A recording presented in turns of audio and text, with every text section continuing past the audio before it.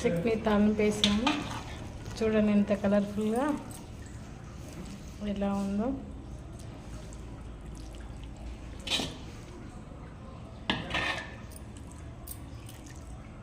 అంతా కలిసేలా కలుపుకోవడమే. ఇంకా కలుపుకొని ఒక ప్లాస్టిక్ డబ్బా లేదంటే జాడీలో లేదంటే గాజు పాత్రలో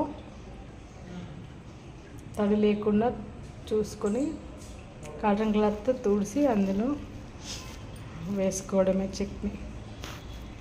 ఎమ్మి ఎమ్మి మ్యాంగో చట్నీ రెడీ. చూడండి, చూస్తుంటేనే నోరు ఊరిపోతుంది. చూడండి ఫ్రెండ్స్, చూస్తుంటేనే నోరు ఊరిపోతుంది. ఇంకా వేడివేడి అన్నంలో మ్యాంగో చట్నీ వేసుకొని తింటే ఉంటుంది సూపర్.